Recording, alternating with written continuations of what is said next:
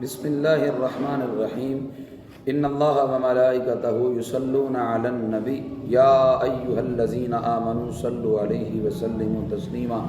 بآواز بلند پڑھیے الصلاۃ والسلام علیک یا سیدی یا رسول اللہ وعلی آلک واصحابک یا سیدی یا خاتم الانبیاء والمرسلین۔ معزز سامعین و ناظرین، آج سورہ البقرہ کی آیت نمبر 47 اور 48 کی تفسیر آپ کی خدمت میں عرض کروں گا۔ اللہ جل مجد الکریم نے اپنی لارائب کتاب میں ارشاد فرمایا، یا بنی اسرائیل، اے اولاد یعقوب، اذکروا نعمتی اللتی، میری اس نعمت کو یاد کرو، انعمت علیکم، جو میں نے تم پر کی، وانی فضلتکم علی العالمین، میں نے تمہیں تمام جہانوں پہ فضیلت دی۔ اب اللہ فرما رہے ہیں میری نعمت کو یاد کرو۔ پتہ چلا رب کی نعمتوں کو بیٹھ کر یاد کرنا بھی عبادت ہے، اور اللہ تعالیٰ نے انسان پر بے شمار قسم کی نعمتیں کی، اور اگر انسان سر سے لے کر پاؤں تک اپنے وجود میں غور کرے تو اللہ کی اتنی نعمتیں ہیں کہ بندہ گن بھی نہیں سکتا۔ وَإِن تَعُدُّوا نِعْمَتَ اللَّهِ لَا تُحْصُوهَا، رب فرماتے ہیں اگر تم میری نعمتوں کو گننا چاہو، شمار کرنا چاہو تو گن بھی نہیں سکتے، اتنی اللہ کی نعمتیں ہیں۔ لیکن سب نعمتوں سے بڑی نعمت یہ ہے کہ رب نے ہمیں اپنا حبیب عطا فرما دیا ہے، یہ ساری نعمتوں سے بڑی نعمت ہے۔ اگر عام نعمتوں کا ذکر عبادت ہے تو جو سب سے بڑی نعمت آقا دو جہاں کی ہے ان کا ذکر کرنا عبادت کیوں نہ ٹھہرا؟ یقیناً ان کا ذکر کرنا بھی عظیم عبادت ہے۔ اللہ کہتا ہے میری نعمت کو یاد کرو۔ کسی کی نعمتوں کو یاد کرنا یہ ضروری ہے، کسی کے احسانات کو یاد رکھنا یہ ضروری ہے۔ حضرت مولا علی رضی اللہ تعالیٰ نے فرمایا کرتے تھے، جب کوئی تمہارے ساتھ نیکی کرے، احسان کرے، بھلائی کرے تو اسے یاد رکھو، تم کسی کے ساتھ نیکی کرو تو بھول جاؤ۔ افسوس یہ ہے ہم اس کے برعکس کرتے ہیں، ہم اگر کسی کے ساتھ نیکی کریں ہم ساری زندگی اسے یاد رکھتے ہیں، ہمارے ساتھ کوئی نیکی کریں ہم اسے بھول جاتے ہیں۔ بندے کو احسان فراموش نہیں بننا چاہیے، ہر بندے پہ کسی نہ کسی کا احسان ہوتا ہے، ہر بندے پہ کسی نہ کسی کی نیکی ہوتی ہے، اور دانا لوگ جو ہوتے ہیں اپنے محسنین کو یاد رکھتے ہیں۔ میاں صاحب نے کہا تھا اصلاں نال جے نیکی کریے تے نسلاں تک نہیں بھول دے، بے اصلاں نال جے نیکی کریے تے پٹھیاں چالاں چل دے۔ آج جس بندے کے ساتھ نیکی کی جائے وہ احسان یاد نہیں رکھتا، لیکن ہم نے نیکی اس لیے نہیں کرنی یہ کل کو ہمارے ساتھ نیکی کرے، ہم نے نیکی اس لیے کرنی ہے میں اس کے ساتھ نیکی کروں، یہ رب کا بندہ ہے۔ نیکی کا مقصد یہ کہ عرشوں کا مالک ہم پہ راضی ہو جائے، یہ نیکی کا مقصد۔ میرے اس معاشرے کے اندر اکثر لوگ یہ کہتے نظر آتے ہیں کہ نیکی کا دور نہیں ہے، نیکی کا زمانہ نہیں ہے۔ یہ وہ لوگ ہیں جو کسی کے ساتھ نیکی کر کر اس سے صلے کی توقع کرتے ہیں۔ لوگوں نے صلہ کیا دینا ہے؟ لوگوں سے صلے کی توقع کیا کرتے ہیں؟ صلہ رب سے مانگے جو کسی میدان میں بندے کو تنہا نہیں چھوڑتا، وہ ہر میدان میں بندے کو نفع دیتا ہے، ہر میدان میں بندے کا نفع ہی ہوتا ہے۔ اس لیے کسی کے ساتھ نیکی کرے محض اللہ کی رضا کے لیے، لیکن آپ کے ساتھ جن لوگوں نے نیکی کی ہے ان کے احسان کو یاد رکھیں۔ کتنا خوبصورت جملہ میرے اور تیرے نبی حضرت محمد مصطفیٰ صلی اللہ علیہ وسلم نے ارشاد فرمایا، من لم یشکر الناس لم یشکر اللہ۔ حضور فرماتے ہیں جو بندوں کا شکریہ ادا نہیں کرتا وہ رب کا بھی شکریہ ادا نہیں کرتا۔ رب کے شکر کے لیے بندوں کا شکریہ ادا کرنا ضروری ہے۔ کبھی احسان فراموش نہ بنے، جس کا آپ کے ساتھ جس پر آپ کا احسان ہے آپ اسے بھول جائیں، لیکن جو آپ کا محسن ہے اپنے محسن کو یاد رکھیں۔ خواہ آپ پر اس بندے نے کوئی دینی احسان کیا ہو یا دنیاوی احسان کیا ہو، ہمیشہ محسنین کو یاد رکھنا چاہیے۔ اللہ کہتا ہے میری نعمت کو یاد کرو جو میں نے تم پر کی، اور فرمایا میں نے تمہیں تمام جہان والوں پہ فضیلت دی۔ رب کی نعمتیں بنی اسرائیل پہ کیا کیا تھیں آگے تفصیل کے ساتھ وہ آ رہا ہے۔ اللہ نے من سلوا انہیں دیا، پانی نہیں تھا پتھر سے ان کے لیے پانی جاری کر دیا، دریا سے گزرنے کے لیے راستہ نہیں تھا، اللہ تعالیٰ نے دریا سے گزرنے کے لیے راستہ عطا فرما دیا۔ البتہ ہر قسم کی نعمت رب نے انہیں دی۔ اللہ کہتا ہے میری نعمتوں کو یاد کرو۔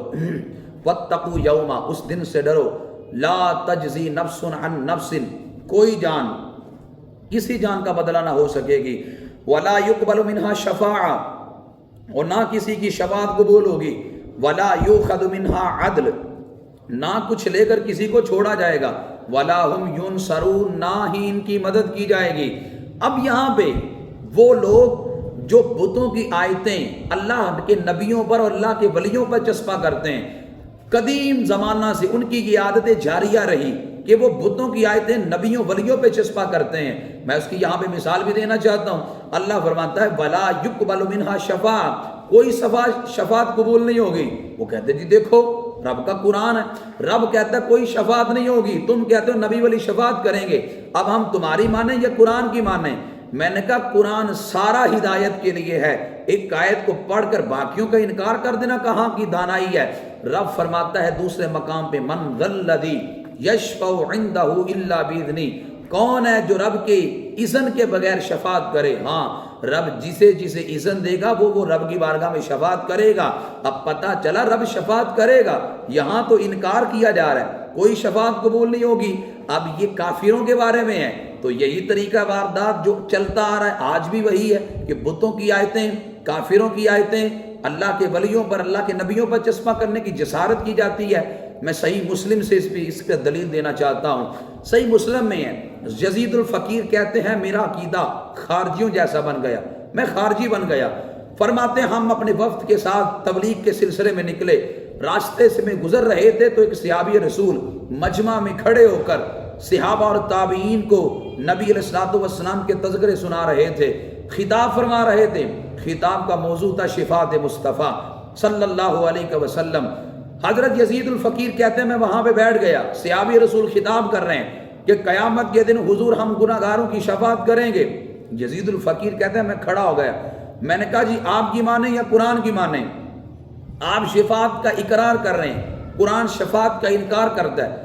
حضرت یزید الفقیر نے جب یہ آیت پڑھی، حضرت چونکہ بعد میں توبہ کر لی، اس کے اعتبار سے بول رہا ہوں، بعد کے اندر چونکہ انہوں نے توبہ کر لی، یزید الفقیر کہتے ہیں میں نے قرآن پڑھا، رب فرماتا ہے کہ قیامت کے دن کلما ارادوا ان یخرجوا منها اعیدوا فیها، جہنمی جب بھی جہنم سے نکلنے کا ارادہ کریں گے اللہ دوبارہ انہیں جہنم میں لوٹا دے گا۔ یعنی پتہ چلا جو ایک بار جہنم میں چلا گیا وہ نکل نہیں سکتا، جب نکل نہیں سکتا تو شفاعت کوئی نہیں۔ جب یہ آیت صحابی رسول کے سامنے پڑھی، دیکھو جو طریقہ واردات آج ہے وہی طریقہ واردات اس وقت تھا کہ آج بھی قرآن پڑھ کے گمراہ کرنے کی ناپاک سازش کی جاتی ہے۔ قرآن کو تو نہیں بدل سکتے، قرآن کا معنی و مفہوم بدلنے کی کوشش کرتے ہیں، تب بھی قرآن پڑھ کر گمراہ کرنے کی کوشش کی گئی۔ ہر قرآن سامنے رکھ کر درس دینے والا سچا نہیں ہوتا جب تک وہ قرآن و سنت کے عین مطابق اپنا درس نہ دیتا ہو، اپنے من گڑت چیزیں اس کے اندر شامل نہ کرتا ہو۔ یزید الفقیر کہتے ہیں جس وقت میں نے آیت پڑھی وہ صحابی فرمانے لگے تو نے گھر بیٹھ کے قرآن پڑھا ہوگا، میں نے نبی کے در کے ٹکڑے کھا کے قرآن پڑھا ہے۔ آئے تجھے میں مطلب بتاتا ہوں اس آیت کا مطلب کیا ہے۔ فرمایا جو تو نے آیت پڑھی وہ کافروں کے بارے میں ہے، کافر جب جہنم سے نکلنے کا ارادہ کریں گے اللہ دوبارہ جہنم میں لوٹا دے گا۔ رہا معاملہ مومنین کا، رب کہتا ہے عسیٰ ان یبعثک ربک مقاما محمودا، حبیب قیامت کے دن آپ کو آپ کا رب مقام محمود پہ فائز کرے گا۔ مقام محمود وہ جگہ ہے جہاں آقا علیہ السلام تشریف فرما ہو کر لاکھوں کروڑوں جہنمیوں سے جہنم سے نکال کر جنت عطا فرمائیں گے۔ تو اس لیے قیامت کے دن رسول پاک صلی اللہ علیہ وسلم شفاعت کریں گے۔ اس پر متعدد روایتیں موجود ہیں۔ رب فرماتا ہے وَلَسَوْفَ يُعْطِيكَ رَبُّكَ فَتَرْضَىٰ، اس کے شان نزول میں یہ بات ہے۔ نبی علیہ السلام ایک دن غمگین تھے، رو رہے تھے۔ رب نے کہا جبریل میرے حبیب پاک سے پوچھئے وہ کیوں روتے ہیں۔ جناب جبریل نے آ کر کہا کہ رب پوچھتا ہے رونے کا سبب کیا ہے۔ محبوب علیہ السلام فرمانے لگے مجھے امت کا غم رلاتا ہے، جو نہ بھولا ہم غریبوں کو رضا، ذکر اس کا اپنی عادت کیجئے۔ حضور فرمانے لگے امت کا غم رلاتا ہے۔ جناب جبریل رب کی طرف سے آیت لے کے آئے وَلَسَوْفَ يُعْطِيكَ رَبُّكَ فَتَرْضَىٰ، حبیب آپ کو رب آپ کا اتنا عطا کرے گا کہ آپ رب سے راضی ہو جائیں گے۔ میرے حضور فرمانے لگے میں نے قیامت کے دن رب سے راضی نہیں ہونا جب تک میری ساری امت جنت میں نہ چلی جائے۔ تو نبی کریم صلی اللہ علیہ وسلم کتنے پیار کا جملہ بولا۔ اب یہ جملہ ایک ہے، میں بولوں یا آپ بولیں تو ہم کافر ہو جائیں۔ رب اپنے حبیب کے کتنے ناز اٹھاتا ہے، حضور نے کتنے محبت کے ساتھ یہ جملہ بولا کہ قیامت کے دن میں اپنے رب سے راضی نہ ہوں گا جب تک میری ساری امت جنت میں نہ چلی جائے۔ رب کہتا ہے وَلَوْ أَنَّهُمْ إِذْ ظَلَمُوا أَنفُسَهُمْ جَاءُوكَ کر لین ظلم جدوی کوئی اپنیاں جانا تے رب آکھے میں بخشاں گا او یار دے بوہے تے۔ تو رب کہتا ہے یہاں پہ آؤ، یہ نبی قیامت کے دن تمہاری شفاعت کریں گے۔ حدیث پاک میں آتا ہے نبی علیہ السلام فرماتے ہیں ہر نبی کو اللہ نے ایک دعا ایسی دی جو ضرور قبول کرے گا، ورنہ تو نبی کی ہر دعا قبول ہوتی ہے، لیکن ایک دعا کے بارے میں گارنٹی دی، فرمایا ضرور قبول ہے۔ میرے آقا علیہ السلام کی لجپالی دیکھے اور امت سے پیار دیکھے، میرے حضور فرماتے ہر نبی نے وہ دعا دنیا میں مان لی، میں نے امت کے لیے آخرت کو بچا کے رکھی ہے، قیامت کے دن جب امت مشکل میں ہوگی تب امت کے لیے مانگوں گا۔ قیامت کے دن حضور شفاعت کریں گے، قیامت کا دن ہوگا وہ طویل، بخاری مسلم کی حدیث پاک۔ نبی علیہ السلام فرماتے ساری انسانیت آدم علیہ السلام کے پاس جائے گی، جا کر کے آپ ابو البشر ہیں، اللہ کی بارگاہ میں دعا کریں کہ رب تعالیٰ حساب و کتاب کا سلسلہ شروع کر دے۔ آدم علیہ السلام فرمائیں گے مجھے وہ دانا کھانا یاد ہے، اذهبوا الی غیر، کسی اور طرف جاؤ۔ ساری انسانیت وہاں سے چل کر حضرت نوح علیہ السلام کے پاس آئے گی۔ نوح علیہ السلام کہیں گے جب چند لوگ مجھ پر ایمان لائے تو میں نے باقیوں کے لیے دعائے ضرر کی، جس کے نتیجے میں طوفان نوح آیا۔ آج رب کی بارگاہ میں سوال کرتے حیات دی ہے، اذهبوا الی غیری، کسی اور طرف جاؤ۔ لوگ جناب ابراہیم علیہ السلام کے پاس آئیں گے، ابراہیم علیہ السلام کہیں گے میں نے ظاہراً 3 جھوٹ بولے، حقیقت میں تو نہیں تھے، ظاہراً 3 جھوٹ تھے۔ فرمایا رب کی بارگاہ میں سوال کرتے حیات دیا، تم کسی اور طرف جاؤ۔ لوگ چلتے حضرت موسیٰ علیہ السلام کے پاس آئیں گے، آپ فرمائیں گے کہ میں نے قبطی کو گونسا مارا لیکن قبطی مر گیا، ارادہ مارنے کا نہیں تھا لیکن مر گیا۔ فرمایا اللہ کی بارگاہ میں سوال کرتے حیات دیا، تم کسی اور طرف جاؤ۔ لوگ حضرت عیسیٰ علیہ السلام کے پاس آئیں گے، عیسیٰ علیہ السلام فرمائیں گے ایسا در بتاتا ہوں خالی نہیں واپس لوٹو گے، وہ در مصطفیٰ صلی اللہ علیہ وسلم ہے۔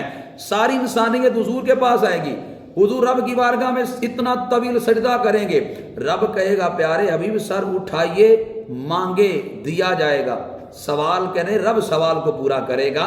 نبی علیہ السلام پھر امت کی شفاعت، یہ شفاعت کبریٰ ہے۔ شفاعت کبریٰ کا تاج رب نے اپنے حبیب پاک صلی اللہ علیہ وسلم کے سر انور پہ سجایا کہ سب سے پہلے شفاعت کا دروازہ آپ کھولیں گے۔ یہاں پہ بڑا دلچسپ نقطے ہیں۔ پہلا نقطہ یہاں پہ یہ ہے کہ یہاں پہ سارے علماء، فقہا، بڑے بڑے شیوخ الحدیث اس بات کو جانتے ہیں کہ قیامت کے دن شفاعت حضور علیہ السلام نے سب سے پہلے کرنی ہے، تو قیامت کے دن آدم علیہ السلام کی بارگاہ میں کیوں پہلے جائیں گے، پھر نوح علیہ السلام کی بارگاہ میں کیوں جائیں گے، پھر ابراہیم علیہ السلام، یوں دیگر انبیاء کے پاس کیوں جائیں گے؟ قیامت کے دن ڈائریکٹ ہی، اور مورخین لکھتے ہیں یہ انبیاء علیہ السلام کے پاس جانا، یہ وقت کتنا لگے گا؟ 1000 سال کا وقت لگ جائے گا انبیاء علیہ السلام کے پاس جاتے اور یہ عرض کرتے کہ رب کی بارگاہ میں عرض کریں کہ سوال و کتاب کا سلسلہ شروع ہو جائے۔ اب یہاں پہ دنیا پہ سارے جانتے شفاعت حضور علیہ السلام نے کرنی، قیامت کے دن بھول جائیں گے، کیوں؟ حکمت اس میں یہ ہوگی اگر ڈائریکٹ حضور کی بارگاہ میں چلے جاتے تو کچھ بد باطن لوگ کہتے شفاعت تو ہر نبی کر سکتا تھا، چلو ساری انسانیت حضور کی بارگاہ میں آ گئی تو حضور نے شفاعت کر دی۔ رب فرمائے گا سارے نبیوں کے پاس ہو کے آؤ، تمہیں آج خیر سب سے پہلے میرے آخری نبی کے در سے پڑے گی۔ اور پھر یہاں پہ دوسری بات، آج جو لوگ رب کے علاوہ کسی اور سے مانگنے کو شرک قرار دیتے ہیں، سب سے پہلے یہی کام کریں گے، یعنی رب کے علاوہ بندوں سے مدد مانگنے کا۔ آج رب کے علاوہ مدد کو شرک قرار دیتے ہیں، کل جا کر نبی علیہ السلام کی بارگاہ سے مدد مانگیں گے۔ میں کہتا ہوں کل نبی پاک کی بارگاہ سے مدد مانگنی ہے تو آج کیوں اکڑتے ہیں؟ آج اس نبی کی بارگاہ میں آئے، اس نبی کو رب نے کتنی طاقت دی ہے، حضور علیہ السلام آنے والوں کی کتنی کس قدر جو ہے وہ حاجت روائی کرتے ہیں، مشکل کشائی کرتے ہیں، آج بھی اس نبی پاک کی بارگاہ میں آئے۔ دوسری حدیث پاک نبی علیہ السلام نے ارشاد فرمایا جس کے 2 چھوٹے بچے بچپن میں دنیا سے چلے گئے وہ قیامت کے دن اپنے والدین کی شفاعت کریں گے۔ حضرت عائشہ صدیقہ رضی اللہ تعالی عنہ نے عرض کی آقا جس کا ایک بچہ گیا، فرمایا ایک بھی شفاعت کرے گا۔ آقا جس کا کوئی نہ گیا ہو، میرے آقا فرمانے لگے جس کا کوئی نہ ہو اس کا میں ہوں، یعنی میں قیامت کے دن اس کی شفاعت کروں گا۔ اور پھر رسول پاک صلی اللہ علیہ وسلم کی جو شفاعت ہے وہ 4 قسم کی، یعنی شفاعت کی 4 قسمیں ہیں۔ نمبر 1 میدان محشر سے نجات کے لیے شفاعت، یہ کفار کے لیے بھی ہوگی، مومنین کے لیے بھی ہوگی، یعنی میدان محشر سے نجات کے لیے حضور اللہ کی بارگاہ میں سب سے پہلے شفاعت کریں گے، یہ کفار کے لیے بھی ہے اور مومنین کے لیے بھی ہے۔ دوسری شفاعت جو قیامت کے دن ہوگی وہ عذاب الہی کم کرنے کے لیے شفاعت ہے، یہ صرف کفار کے لیے ہے، جیسے ابو طالب یہ عذاب الہی کم کرنے کے لیے شفاعت۔ اور تیسری شفاعت کی قسم ہے کہ دوسری تو عذاب الہی کم کروانے کے لیے اور تیسری عذاب الہی سے بچانے کے لیے نبی علیہ السلام شفاعت کریں گے، یہ گناہگار مومنین کی ہوگی کہ قیامت کے دن حضور شفاعت یہ کریں گے۔ چوتھی شفاعت نیکوکاروں کی ہوگی کہ جنت میں جنتیوں کو جو درجہ ملے گا، میرے آقا کی شفاعت سے جنتی کا درجہ بڑھا دیا جائے گا، اور یہ چوتھی شفاعت کی قسم ہوگی۔ تو قیامت کے دن نبی کریم صلی اللہ علیہ وسلم شفاعت کریں گے۔ تو یہاں پہ رب فرماتا ہے ڈرو اس دن سے جس دن کوئی جان کسی جان کا بدلہ نہ ہو سکے گی، یعنی یوں نہیں ہوگا کہ کافر کو چھوڑ کر کسی مسلمان کو پکڑ لیا جائے۔ اور فرمایا ولا یقبل منها شفاعہ، کوئی شفاعت قبول نہیں ہوگی کافروں کی۔ مومنین کی شفاعت قبول ہوگی قیامت کے دن، انبیاء بھی شفاعت کریں گے، علماء بھی شفاعت کریں گے، حجاج بھی شفاعت کریں گے قیامت کے دن، حفاظ بھی شفاعت کریں گے، اولیاء بھی شفاعت کریں گے، نبی کریم صلی اللہ علیہ وسلم کی دین سے محبت کرنے والے بھی شفاعت کریں گے۔ اور اس وجہ سے فرمایا گیا یہاں پہ کافروں کا ذکر ہے، ان کی شفاعت نہیں مانی جائے گی۔ ولا یؤخذ منها عدل، نہ کچھ لے کر چھوڑا جائے گا، ولا هم ينصرون، نہ ان کی مدد کی جائے گی۔ باقی مومنین کی شفاعت ہوگی، اور ہمارے نامہ اعمال میں تو نیکیاں ہے ہی نہیں، ہمیں تو صرف حضور کی رحمت کا سہارا ہے۔ نبی علیہ السلام کی رحمت جب ہم پہ ہو گئی، رب کا فضل نے جب ہمیں ڈانپ لیا، خدا کی قسم ہم جیسے گناہگاروں کی بگڑی بھی بن جائے گی۔ اور اگر اللہ کا فضل ہمیں نہ ڈانپے تو ہمارے نامہ اعمال میں اتنی نیکیاں نہیں کہ ہم اس بارگاہ میں پاس ہو سکیں۔ یہ محض اللہ کا فضل ہوگا کہ اللہ قیامت کے دن اپنا خاص فضل، اپنی خاص رحمت فرمائے گا انشاءاللہ، پھر ہم جیسے گناہگاروں پہ بھی کرم ہو جائے گا۔ اللہ ہم سب کو حضور کی شفاعت نصیب فرمائے۔ وما علیہ الا البلاغ المبین۔